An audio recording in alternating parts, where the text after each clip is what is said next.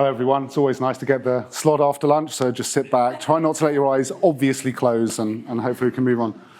So as a sort of counterpoint, I suppose, to what Simon was talking about earlier on and looking at more of the sort of the vision and the scope of what's going to happen with the automation of the world over the next few years, this is more of a nuts and bolts view, I suppose, of how automation is happening over the next couple of years or few months, if you like. So I'm looking at human-robotic interaction particularly, but we'll come on to that in a minute. But I think I just wanted to sort of touch on, I suppose, how I got into this area and how sort of you'd make a jump from doing sort of standard experience design, I suppose, into suddenly getting your hands on robots. I worked for quite a long time in agencies. I'd worked at Digitas a very, very long time ago, sort of started my career in this and through to Sapient and various other people. But really, I was working as a CXO at Ordnance Survey and having lots of fun with maps and data design and all this sort of stuff. And then I was given for Christmas by a friend of mine who likes doing things to screw me over, a book called No Interface by a chap called Golden Krishna. Has anybody read it? I should say. What? Okay, fair enough. In this book, he now works at Google, but I think at the time he was an independent. He was exploring the idea that, by trying to understand sort of people's emotions and engagements and creating experiences around those, we're all in a position where we can start with these sort of big, massive visions of what we're trying to achieve. And then 9 times out of 10, we boil down in the space of a few hours to looking at what's going to happen on a small screen. And those big visions around experience and changing lives and making people feel better and do better things is broken down and compacted in a way which is quite sad and disappointing. And I think for me, that was one of the reasons I thought I've got to get out of doing screen-based stuff and into something else. And so I got inspired to go and work on robots, particularly because I was driving along to work one day and I was listening to, I know you all listen to Farming Today, right? Everybody here, 5:45, Radio 4, you're all there. I can feel it. And there was a thing called the Oxford Farming Conference that was on, and they were talking about all the stuff that's going on in the world of farming. And, I listened to this thing sort of goes in there and out the other. And there was a guy on from John Deere, the big tractor company. And he was talking about how, farming's got lots of problems, particularly in the UK, with stuff's going on with Brexit, but even everywhere in the world. And so the answer to that is to have big machinery. Some of them are driverless. Some of them are relatively smart. Some of them are creating data, but it's just to make things more efficient and drive these sort of incremental changes in efficiency. And then the guy who came on next was a professor from a place called Harper Adams University up in the northwest of England, and he sounded like a nutter. He just started raving about the fact that everything this guy said from one of the largest agricultural companies in the world, worth tens of billions of pounds, was nonsense. And ultimately, the future doesn't lie there. It lies in something completely different, which I'll come on to now. And I nearly crashed the car. It's one of those sort of Damascene moments you have when it's like you realize, what am I doing now? I need to be building that. I need to be making that because this is really important. And so just to get under the skin of how important this is, we all need to eat, right? We don't necessarily all need to catch a cab, but we all need to eat. And some say that we're three meals away from anarchy. But we're in a real problem because the third agricultural revolution is dead, and it has been dead for the last 10 to 15 years.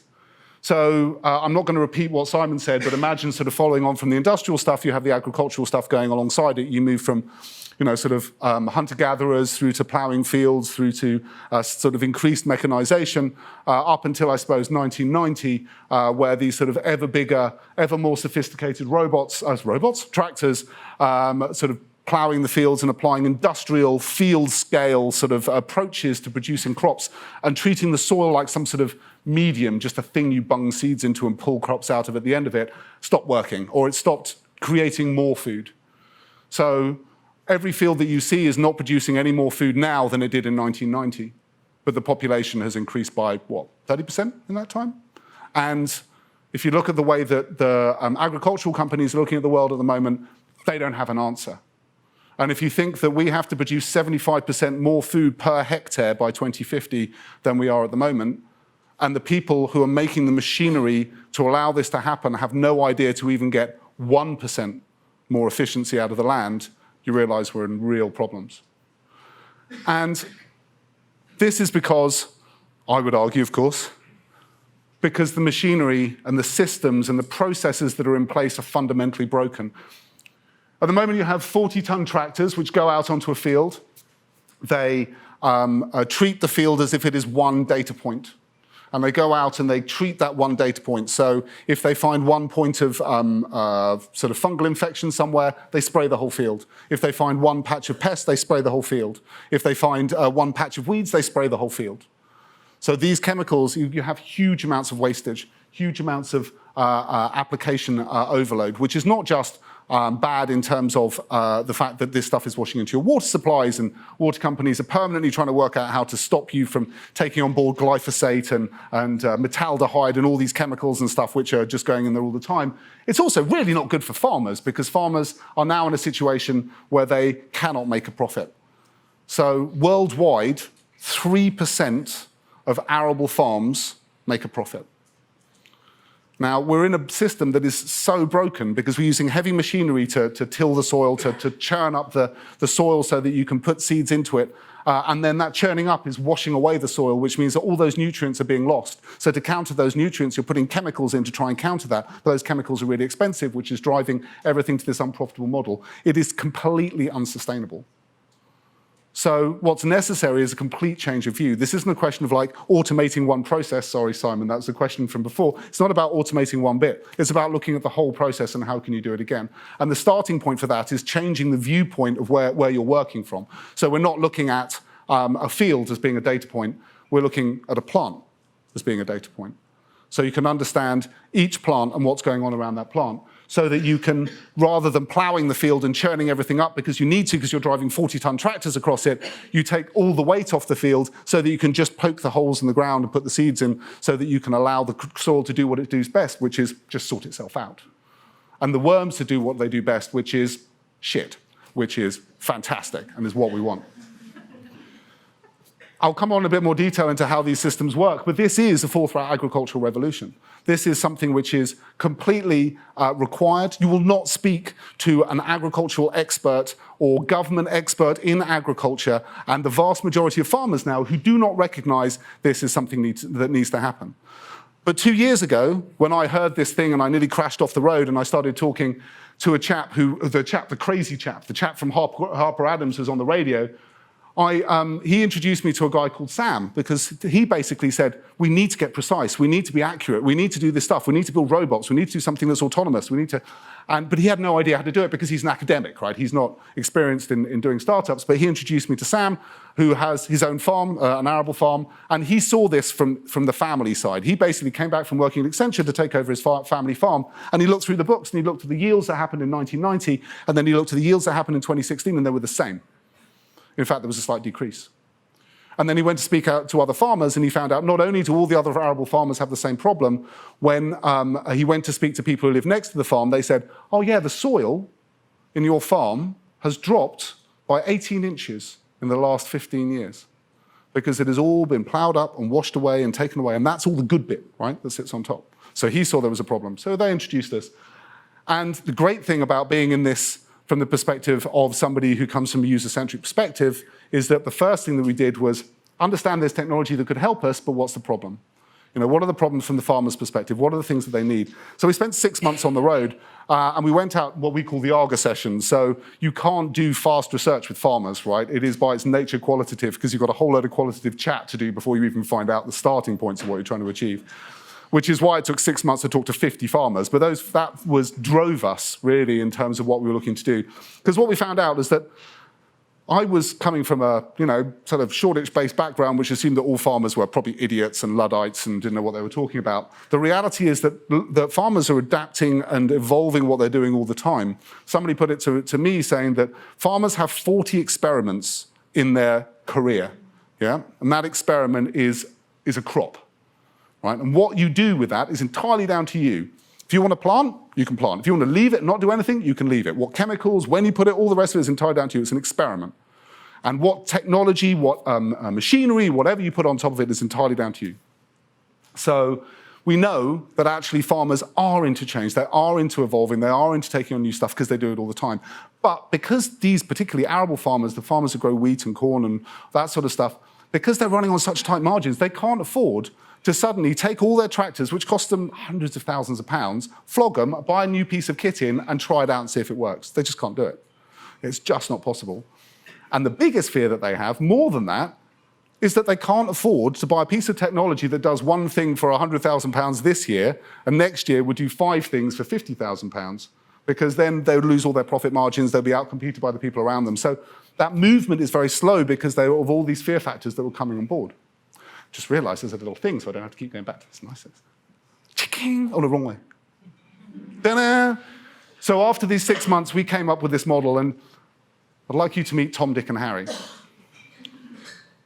So Tom, Dick, and Harry are not there to automate one part of the process. They're here to totally change the way that arable crops are grown from before the seed goes in the ground all the way up to the point of harvest.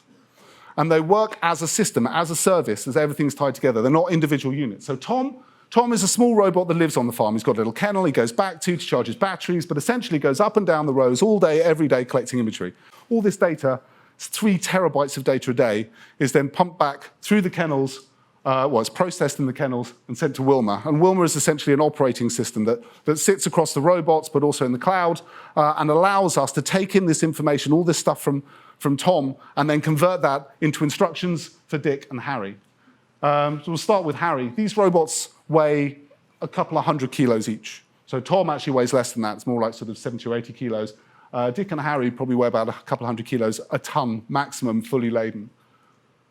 As I said, a tractor weighs 40 tons. These do not cause compaction on the soil, but one of the reasons why a tractor weighs 40 tons is because it has to drag a plow through the soil. And if you think about the amount of energy that takes, they've got huge pieces of metal or concrete on the front of them to keep the nose down so that they can do that. So we had to come up with a completely new system which precisely plants the seeds in the ground and locates where they are. And then Dick is responsible for killing weeds and pests and controlling disease. But not mass spraying, but because we know all the information around the individual plants, you can just treat the plants that's necessary, sometimes with chemicals, but in the case of weeds, just using electricity. So this is just the interface stuff that we were working on. It doesn't really go into detail, but the key thing here is that Wilma is the hub of this. This per plant information, this data point that we have at the center, allows us to be able to control the information, to be able to have this per plant view of the field, to have all these data points that are sitting there. We've spent the last, as I say, 2.5 years working on this, and the first part of this service is going to go live in October. So automation, robotics is not a thing of the future. It is something that's happening in about a week and a half. So this is an early version of Tom that we use for gathering data. So this version of Tom is really small. It's like a shit-looking remote control car was the way one farmer described it, mainly because the 3D printing is not fantastic. But so all sorts of cool stuff on it, so it can find out where it is down to less than a centimetre, and it can gather the imagery from stuff that's mounted underneath it. This early version, we had to put an Android phone on the back of it because that's the only way we could get the GPS to work. It's a prototype. This is now being sunsetted, I think is the polite word, and there's actually one next door in the Science Museum if you want to go and have a look. They asked us to put one in for an exhibition they're doing at the moment. The new Tom that is rolling out again in a couple of weeks' time is a bit bigger, but can cover this 20 hectares of land a day and feed this information into Wilma. So this is Dick. Now, Dick looks quite big, but if you see there's not an awful lot to it. The thing is with Dick, the thing we have to do with these doing robots is we have to make something that can go out to 3 meters wide so it can carry a boom, so it can work at the sort of pace that's necessary for the planting and the weed killing and stuff like that that's necessary for farms. It also has to raise itself up and down from the ground, so it has to be at ground level when it's planting, obviously, but when the crop is at full height at about 1 meter high, it has to sit above that crop. Also, because we're designing a service, we're not designing individual units, we had to design it in a way that would be easily deliverable to the farm. So we had to design it to fit in the back of a transit van. So, one of the first principles we had is, how big is a transit van? How do we get 2 of these things into there? And that's why we ended up with something that looks a little bit like spider on roller skates, let's say, for want of a better word. But the really clever thing about Dick is that Dick's weed killing capability uses electricity. It doesn't use any chemicals at all. I'm sure you've all heard about glyphosate. It's a fantastic chemical that's been used for ages as the chemical of last resort for killing weeds. Well, because farmers have been using so many chemicals anyway, what's happened is that glyphosate's gone from being the chemical of last resort to being the only chemical that they can use because all the other ones have become useless because the plants have become resistant and immune, which means they now have to use it on absolutely everything. And for the worst weeds that are out there at the moment, they are now 70% resistant to glyphosate as well, so it's becoming useless. So we came across this company called Rootwave who developed this electric weeding system and started playing it, and it's incredible to watch. It literally blows apart this weed. You have to be careful, though. It turns out it's easier to kill a person than it is a weed, but there we go.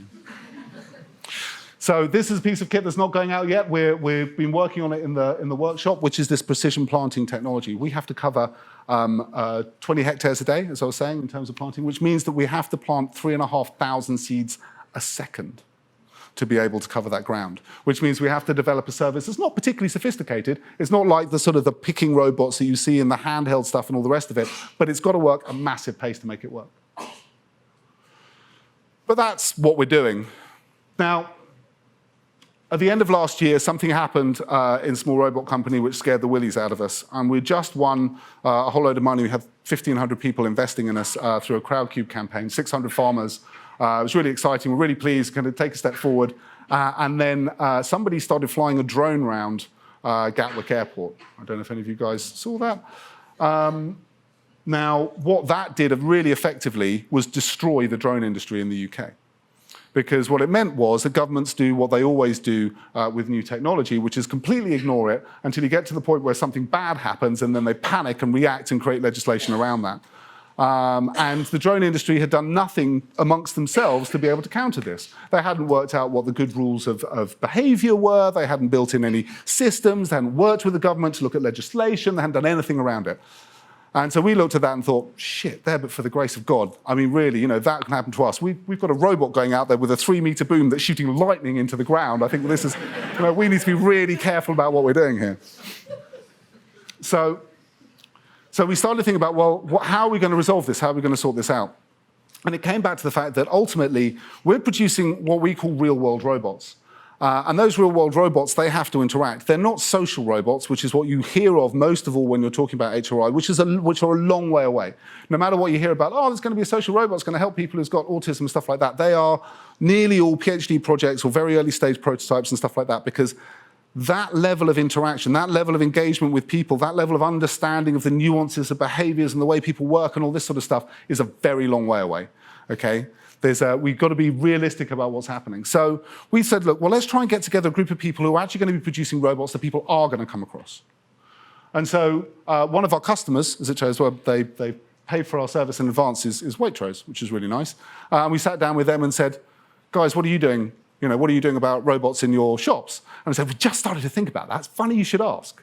So we started working with them and saying, well, shops, okay, that's good. And then we started to talk to another company called Zoa, who've produced something that looks a little bit like that dog bot that Boston Dynamics have produced, which is, I say, is the antithesis of human robotic interaction, because I don't know about you, but that Boston Dynamics thing scares the shit out of me. But they're producing it for going around on things like electricity power plants and factories and stuff like that to keep an eye on where assets are. Yeah, so they can just say, okay, there's an asset there, or that asset's leaking water, or that's rusty, or stuff like that. So we then started working with some other people who are interested in this area. So the Turing Institute were very interested in this sort of looking at how behaviors will work. And there's a guy who set up a company called Companion who's looking at that particularly. So the first thing we did, and this is a great thing about starting a company, I strongly recommend it. If you're doing user experience, set up a company and give yourself some experience principles. It's awesome. You've got the power to be able to do it. Small company, our company, is trying to break the mold of how robot companies work.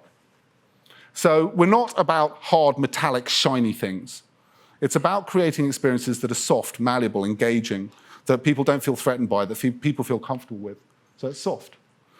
Now, when you're working with farmers, farmers have complete control over what they do at the moment, complete agency, if you like. And what we're asking them to do is to basically have no agency, to give us control of everything that they're doing. So they no longer have these 40 experiments, but they're actually just sitting back and watching somebody else do 40 experiments. So we have to develop something which is reliable and trustworthy, but that trust needs to happen over time, so we've got to work into it. So we've got to create an experience which is flexible and molds around the way that the farmers work.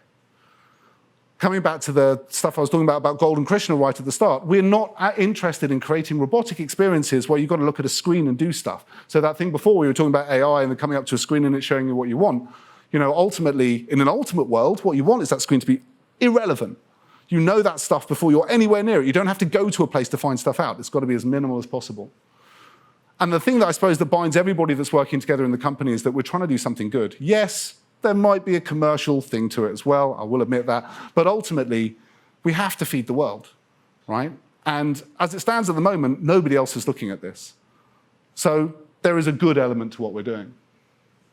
So we started looking at real-world robotics and realized that there are these 4 areas, particularly that we're working with. There's us, working in the fields. There's Zoa, they're looking at the factories.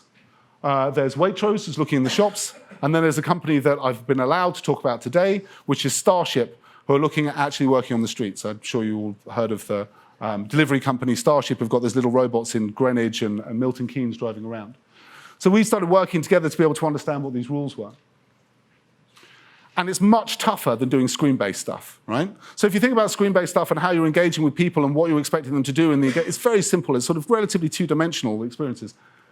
When you're dealing with something that's confronting somebody, it's not just about, like, how does a screen work? It's about, or what button do I press? It's about what's the reaction to particular environments. And as soon as you build hardware, and hardware that moves on its own, people naturally anthropomorphize, right? They naturally associate what's going on with some sort of intelligence. So you have to build and design something that reflects all of these elements. So just to pull one of these things out, adaptability, right? If you have a robot that comes up to you in the street and just bangs against your leg, and you're in the way, yeah, ultimately, you're going to think that's absolutely stupid, and you're probably well within your rights to kick it. Fair enough. If you've got a robot that comes up, realizes you're there, and steps aside, then you're thinking, ooh, it knows I'm there. Oh, there's an understanding of intelligence. Whether you feel comfortable with that's a different thing. But ultimately, your opinion is completely changed. All that is a sensor and a couple of controls within the operating system to allow that to happen. But that understanding, that perception of adaptability is massive. And they don't just sit together on a flat level, they work together. So coming back to that adaptability, the perceived adaptability, the way you think that that robot's reacting, combined with your anxiousness about what that robot could be doing for you or against you, is the way that you determine whether or not that's useful. I'd love to say this is my work. This is actually groundbreaking work that was done by a PhD group. I think it's in Cornell about sort of 7 or 8 years ago, but it's fantastic.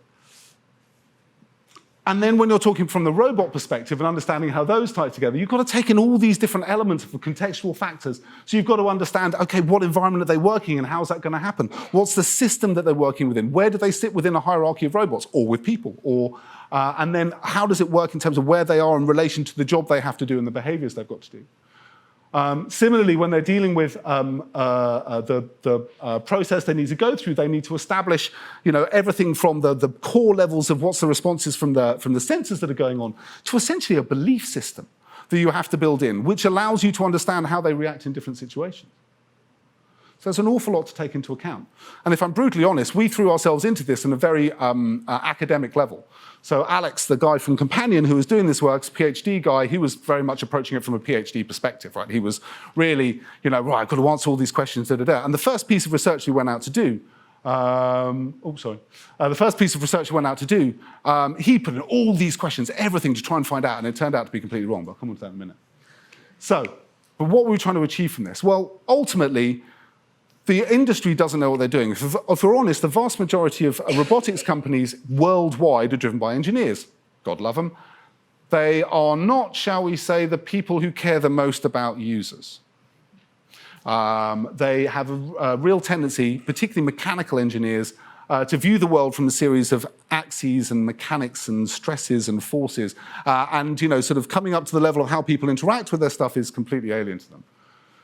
So we found that when we've been out to talk to various robotics companies, that they're saying, well, we don't know what this is. We know we have to be safe, but we don't understand what the following is from that. So we wanted to produce a set of guidelines using this research to be able to allow robots to know robotics companies to know what they need to do.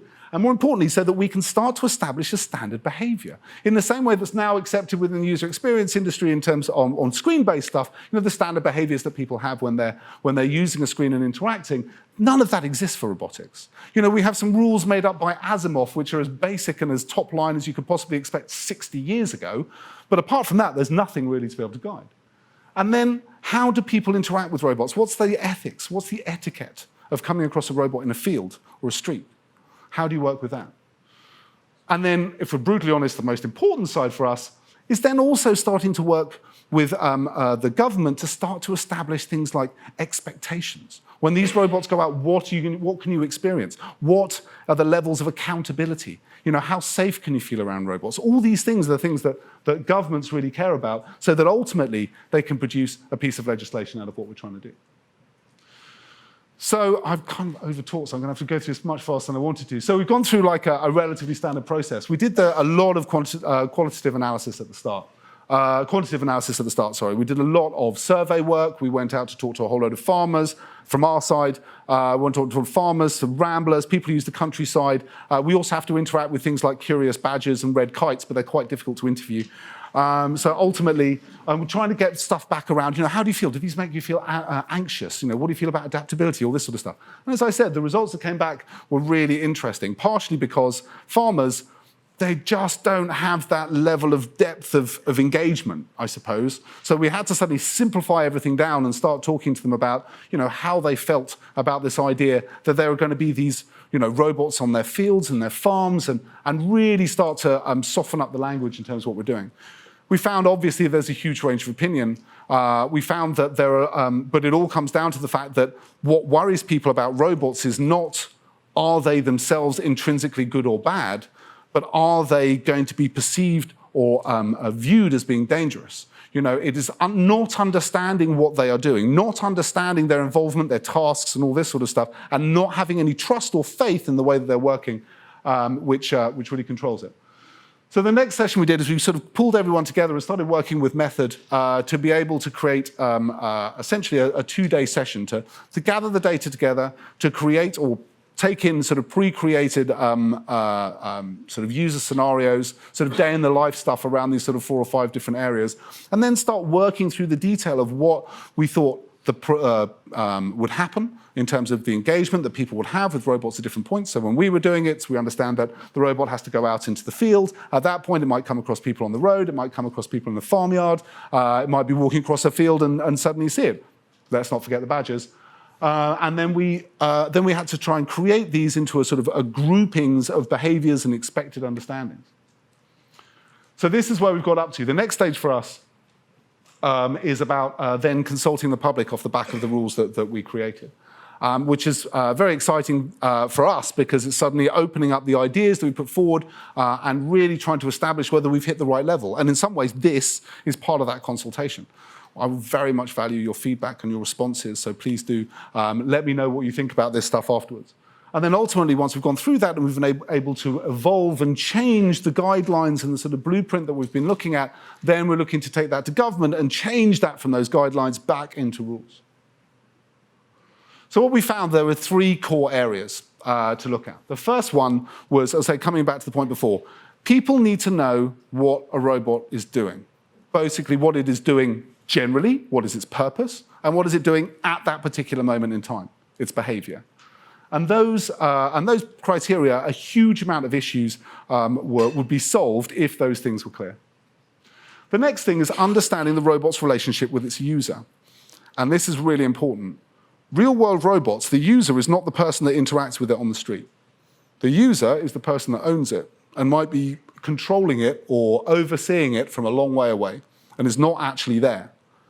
But that relationship is absolutely core.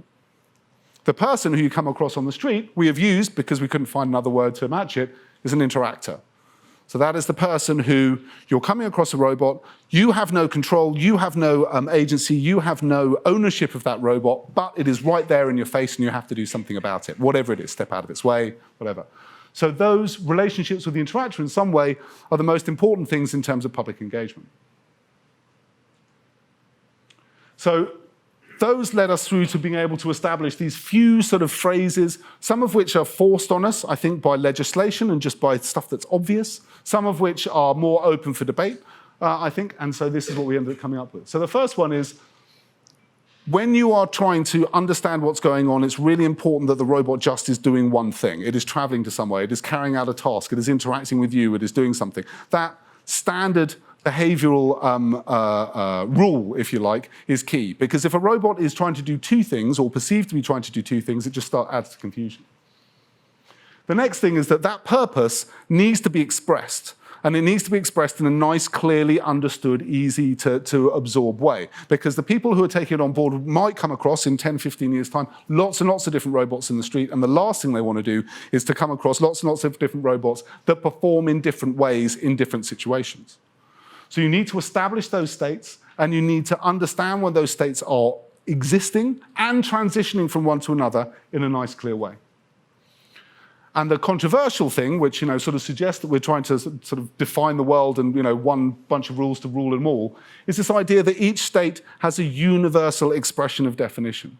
Whether that's an icon, whether that's a color, whether that's a noise, whether that's whatever it is, there is a way that allows you to understand when that robot is going from A to B, or that robot is carrying out its job.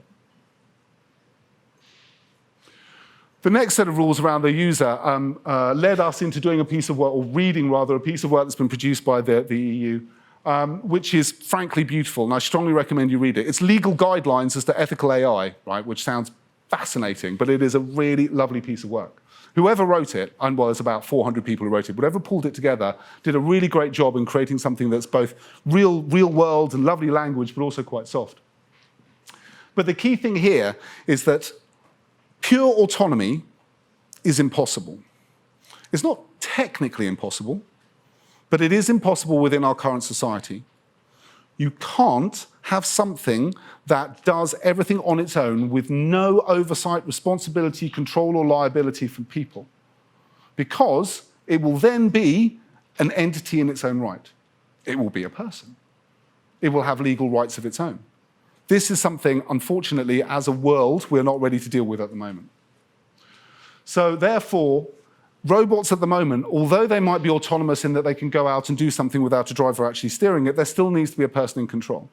Once you understand that, you will understand why the next sort of rules are relatively basic, because ultimately we can't go take that step. We can't make that move. This is why driverless cars, for example, there is never a driverless car out there that does not have somebody that is immediately responsible for that car at that moment in time. This is why you have all these ethical questions about running over grannies and ladies with pushchairs and stuff like this. So the rules, when it comes down to the functional rules for the robot and the user, is that there will always be a human who is in control of that robot, which is a slightly depressing and sad thing to say, because it's kind of you're hoping for some sort of visionary thing, but ultimately it's kind of a little bit more of the same. And the robot needs to be connected to that user at all times. There cannot be a point when the robot is operating on its own, because at that point, from a legal perspective, from an insurance perspective, you're completely in the deep blue sea. You've got no idea what will happen. Therefore, if it's disconnected, it needs to stop. And also, obviously, the user is responsible. Because if it's not, then we'll get to a situation where the person responsible for a robot running somebody over or electrocuting them or whatever it is, comes back to the person who coded that robot in the first place, which is a situation that you'll suddenly find that no coders want to do anything to do with robotics again. So then when you're coming back to the interactor and the real world sort of situations, this comes back to the fact that ultimately you need to protect the interactor. You need to protect the person on the street from stuff that might happen. That has to be your primary driver. It is unfortunately, again, not terribly sort of visionary and future thinking, but it's the reality of what we're dealing with. So when we're creating real world human robotic interaction, we have to consider that privacy. We have to consider GDPR. We have to consider harm that's caused by those robots as being the main drivers of what's going on. Which means that a robot will always defer to an interactor. Coming back to the point before, if you're coming out with a robot walking down the street, it will always step aside from you. It will always let you pass. And it will always act in the interactor's best interest. So, for example, it will not let you pass if that means stepping out into the road. I'm starting to touch on a bit of Asimov-y stuff here, but you get ultimately, Also, we found that when we were looking at ZOA, now if ZOA is working in a nuclear power station, for example, or the ZOA robot, that robot will be covered in sensors, which obviously include radiation sensors, and we've all seen Chernobyl, and what a glorious situation happens if you have too much of that. So if, therefore, the robot is then responsible for communicating with the person in that situation, maybe you need to get out of here if the level of radiation is too high. So the next thing is around the communication. Now, that robot needs to be in permanent communication with somebody, wherever it is, a base, whatever it is. The person who's interacting with that robot needs to be able to plug into that and communicate with that user. Because ultimately, if the robot is doing something stupid, or the interactor assumes that the robot's doing something stupid, the interactor has a right to be able to know what the fuck it's doing. The next thing is around the interactor has a right to privacy and security. So, safety. So, if you are using imagery, which you are because you're having to collect a shitload of data just to know where you are if you're a robot, then you need to have a system in place which has been approved and pre-agreed that is, for example, blurring out people's faces, or is not recording specific details around their 3D body shape, or stuff like that, so that you can have an understanding that, yes, there are people around, but not who those people are. And if you're, for example, a farming robot that's in a field that comes across the same 10 people all the time, then you don't suddenly start monitoring when those 10 people start walking through fields and doing stuff, so you start to get behavioral analysis. The next one is really about knowing what the purpose is. What is that robot specifically doing? There has to be a way of communicating that this robot is weeding, or delivering a pizza, or stacking a shelf, or whatever it is. And then the final one, which is, again, is controversial. I'd be really interested to know your thoughts about it, so please message me to let me know what you think, is that, you know, if somebody kicks your car or does damage to your bike in the street, you would like to know what's going on there. I think if somebody maliciously damages a robot when it's going about its job, ultimately the owners of that robot would like to be able to understand who that is and why. So I would argue that there is a right to the system, maybe not rights on the robots themselves, but a right to the system to be able to forego the interactor's rights to privacy and safety if there is a perceived damage being done to the robot at that time, because there might be legal implications. So that's it from me. I've slightly run over, apologies for that. But as I said, I really appreciate it. I'm sure some of you got some strong thoughts on what this is. Maybe I'm not going far enough. Maybe I haven't covered off some bits you think is really important. Maybe there's some areas in terms of the methodology that we're using that you'd really like to question or know more about. Please get in contact with Small Robot Company, or email me, ben@smallrobotcompany.com. I'll be more than happy to have a chat with you about it. Thank you very much.